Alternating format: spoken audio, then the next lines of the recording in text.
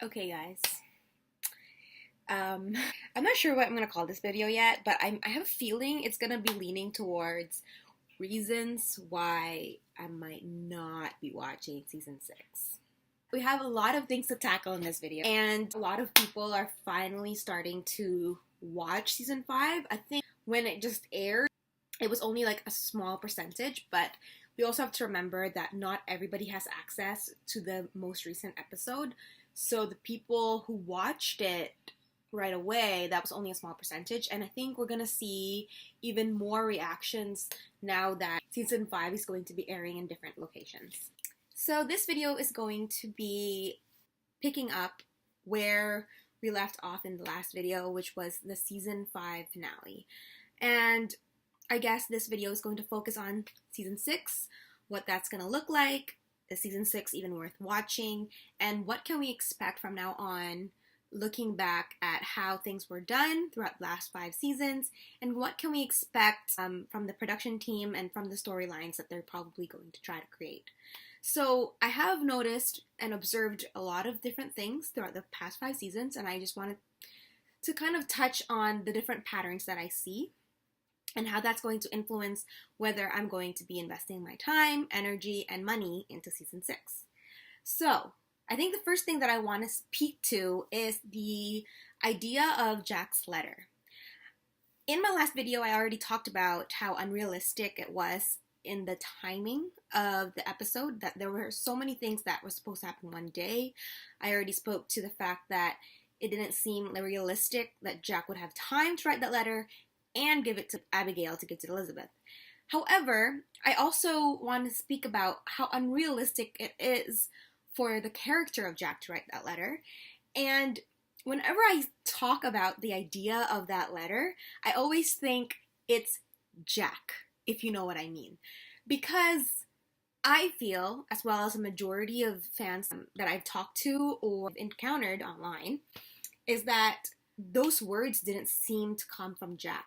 I always have to remind myself when I think about that letter that it's Jack writing that letter, and it's basically the production team and then the writers, and they're trying to set up the plot so that it will prepare the audience or the viewers for what's going to happen in season 6. So I guess I want to look at the idea of that letter first of all, and I think the main part of that letter that we want to focus on is the idea that Jack wants Elizabeth to open her heart to love again. Now, I have no problem against this concept. I just feel like Jack would not be in that mindset to write it at that time. And I also feel like that idea, that is a great plot for so many different kinds of stories, but I feel like it does not fit into this particular story. And this is why. I'm going to tell you why it does not fit in this particular story. So one thing I wanted to address pertaining to Jack's letter is that it does not have good continuity with his character. It doesn't seem realistic. You have to understand that your viewers were watching these characters for 5 seasons now. If they got them married in the 2nd season and Jack wrote it then, I would understand how it might have been more realistic. But now that we've seen them for 5 seasons, Jack and Elizabeth, I feel like the viewers know the characters better than the producers and the writers do. The second reason why I think it's a bad idea. So outside from the fact that Jack's letter does not seem like something that his character would actually do, it is very, very obvious that this was included just as a plot line in order for them to open the possibility of Elizabeth wanting to find love again. Now, I feel personally that this is a bad idea. One, because it just kind of cheapens the rest of the series. When you look at great series, you want to see a series that you can watch from beginning to end over and over again and always have that same experience. I feel like it kind of takes away from that now, and it's going to cheapen the fact that it took them 5 seasons to even get married in the first place. And if they're going to make Elizabeth move on, how are we going to remember Jack if, as Rosemary said, that she will always be Mrs. Jack Thornton? Are you going to make her be like Abigail? She just flirts and is in a relationship with a bunch of different guys and never marries them? Or are you going to make Elizabeth move on super quickly and so contrasted to what happened with her and Jack that one, it wouldn't even be realistic for Elizabeth's character anymore, and two, if she moves on super quickly and then gets married again, she'll have to change her name, meaning she wouldn't be Mrs. Elizabeth Thornton anymore, meaning you're kind of cheapening the character of Jack and cheapening the first 5 seasons. So the next thing that I want to talk about is the idea of Elizabeth finding love again. I feel like this is a very cheap and lazy way to continue the story. And even as an actress, I feel like Erin Krakow herself has more range than just falling in love and giggling and flirting again. Like, we've seen her giggle and flirt and go through the courtship process with Jack. I'm not sure if I, as a viewer, want to see that over and over again. I want to see Erin Krakow's range, and I feel like there's more to be said of her mourning, healing, learning how to be a mother, learning how to be a teacher, than watching her fall in love again. Now, the next topic that I want to talk about is the idea and concept of death and dark themes, and how the When Calls the Heart team addressed those ideas and tackled them. So I think most of the reason why a lot of people were upset and taken aback with this storyline of Jack dying is because it's not Hallmark. It's not expected in the Hallmark brand to tackle such dark issues. Now, I know that a lot of people are saying it's just a show, and a lot of people are also saying it's life, it's very realistic. Now, if we want to talk about the fact that it's realistic, we have already established the fact that When Calls the Heart is far from realism, and especially in that time period, and even in tackling the storylines being real. So with the idea of death, I feel like When Calls the Heart treats the idea of death as something that is kind of brushed away instead of tackling it in a realistic, raw, and down-to-earth manner. I think the fact that the dog playing the character of Jack's dog, Rip, had died in real life and was not addressed in the plot of the show is one example of how When Calls the Heart treats death and how they actually avoid it rather than tackling it to the potential that it needs to be tackled. Because they've already ignored the idea of death, even in just a dog's death, and thinking that not mentioning it in the show at all is kind of set a precedent and was already a symbol of how they're a little bit insensitive when it comes to those dark topics. And so when it comes to killing off the leading male in the series, I already was not surprised with how insensitive they are in how they dealt with it in the finale, and how they're going to be not focusing on Jack at all in season 6. Now, I saw that a lot of comparisons were made to Downton Abbey, and I feel like there's a lot of unfair comparisons made to Downton Abbey and When Calls the Heart. I've already talked about how they are completely different calibers.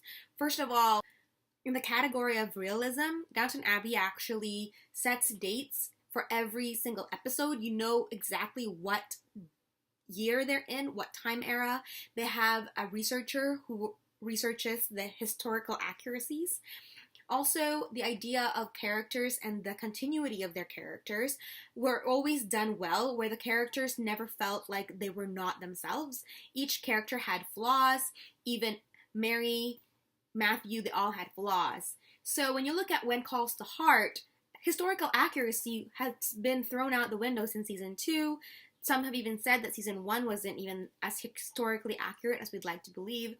But as time went on in When Calls the Heart, the audience kind of has a disconnect between what year we're actually in. We don't know what year they're actually in. Historical accuracy has gone out the window. Makeup, costume, hairstyles, Elizabeth's wig, it's all been it all kind of started looking like a caricature instead of stepping into this time period.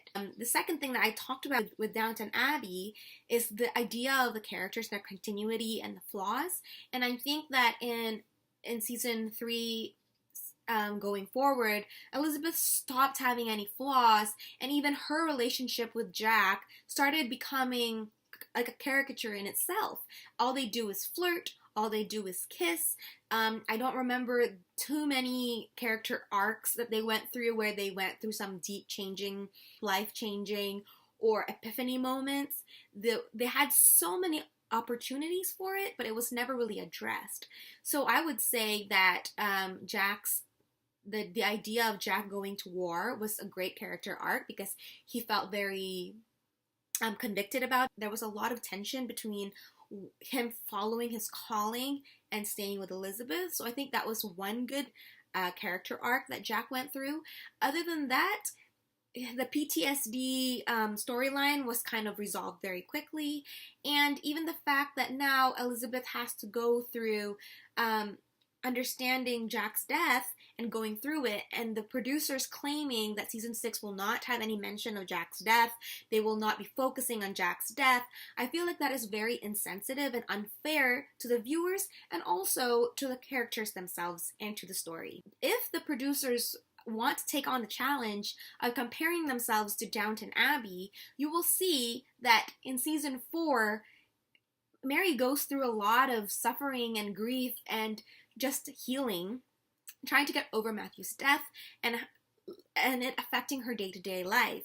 I know that When Calls the Heart tried to tackle this idea in the season 5 finale of Elizabeth walking around and mourning and letting it affect her everyday life, but I feel like When Calls the Heart has a problem with trying to solve every issue in one episode.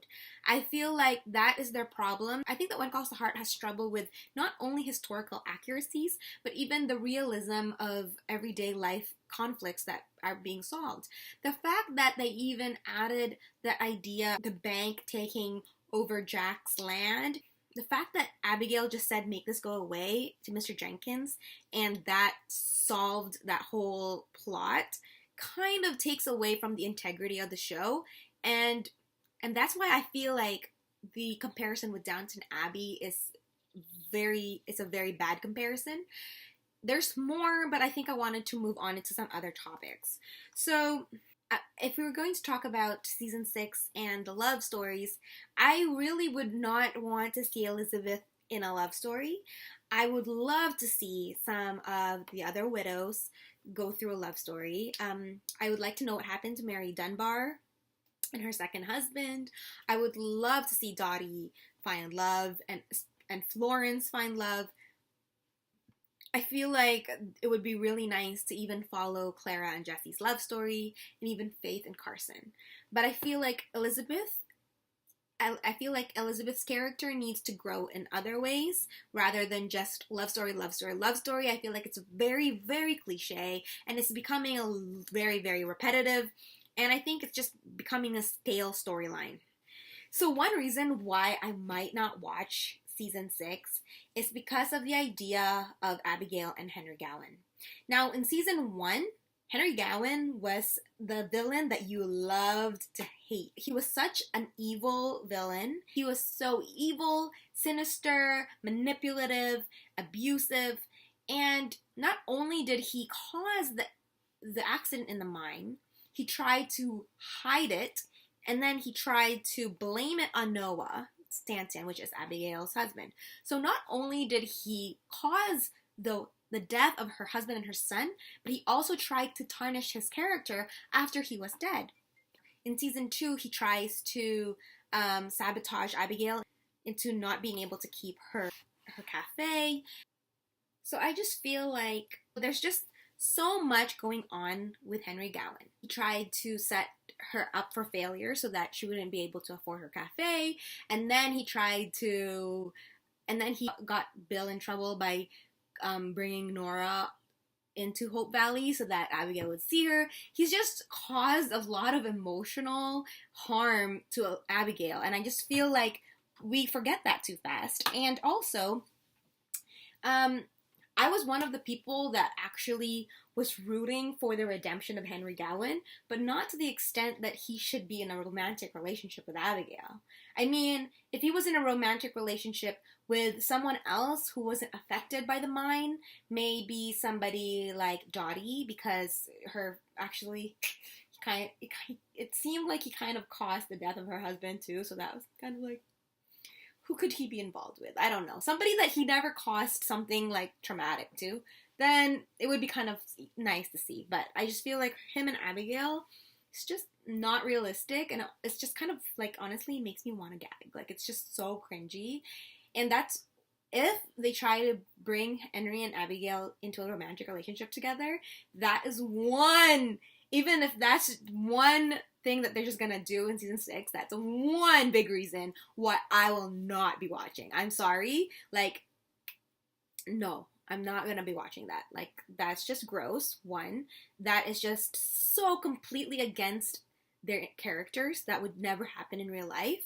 And 3, I feel like if that happens, that the story of When Calls the Heart is just getting cheaper and cheaper, and it just reminds me of like smutty soap operas. Like, I know you guys are not putting in sex scenes, but it's basically almost the same for me. Like, the fact that the character of Abigail is just like parading around, like having so many relationships with all these people, it's just like, it's just gross. Like, there's no commitment to anyone. On top of the fact that they're going to try to put Abigail and Henry together, I feel like getting rid of Frank was one main factor in order for them to get that storyline of Henry and Abigail. And I feel like it's just, oh my gosh, I don't know. I'm losing my focus, guys, because like I get so emotional about this stuff, and it's like, it's been so long. It's been like a month since the finale, and I'm still emotional. So, yeah. I need to relax. Okay. So, Henry and Abigail, no. Big no. Okay. Now let's talk about the character of Pastor Frank. Now, not only did they get rid of Pastor Frank, but they also like really cheapened his character so much. And the thing that makes me kind of sad about it is like, man, like, do you guys know how much potential the character of Pastor Frank had for action scenes of drama in terms of the love story between him and Abigail? Like, there was so much more that you could have developed between them. Like, it's not just about, oh, I'm mad about you didn't tell me about your past, oh, let's make up and kiss. I feel like that's all that Hallmark knows. Like, don't they have so many romantic comedies? Don't you guys see that there's so many stories you can tell in relationships? It's not just, let's fight about this small thing, make up, and then let's make them break up. Like, they can go through more things. Like, their characters can have more character arcs, more character development. And let's not forget that Pastor Frank had this complex, dramatic past. He was a convicted criminal who went to jail, who then became a pastor and decided to turn his life around. And did we forget that Jesse came all the way to Hope Valley trying to recruit him back into the criminal business, and that there was a Jesse Pastor Frank connection? So I know that I love the character of Jesse, and I like the idea of him and Clara together. But there was more that could have been done between the Jesse and Pastor Frank character. Instead, all this potential great storylines were like kind of just drained and put aside, and then Pastor Frank was gone. And it's just sad because like a lot of Hardys would say, Pastor Frank was boring. Pastor Frank wasn't there for Abigail. I'm like, okay, but the fact that he wasn't there for Abigail and the fact that he was boring is not because of his character. It's because that's how they wrote it. You know what I mean? Like, the character of Pastor Frank would have been there for Abigail. That's the thing. And yeah, so missed opportunities there, and also missed opportunities for Jack. Jack was so cool in season 1 because he was there as Elizabeth's romantic opposite. He was there to play romantically off of Elizabeth, but they also had this like really cute banter between them. And especially when him and Elizabeth had their faults and that they had their flaws, it was very, very cute. And there was also awesome action scenes with Jack and the bad guys.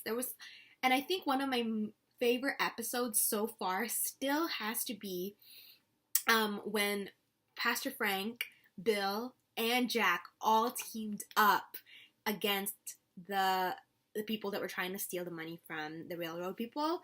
Ooh, that was like my favorite episode ever. And I feel like it's just such a waste that like they got rid of Frank's character and they got rid of Jack, and like now they're gonna try to make Abigail fall in love with Henry. It's just, I don't know. I just feel like it's just a lot of wasted opportunity.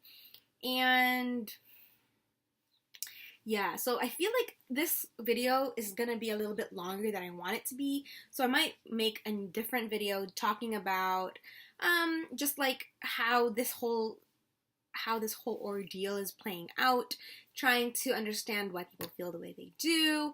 But I guess I want to end this on a positive note.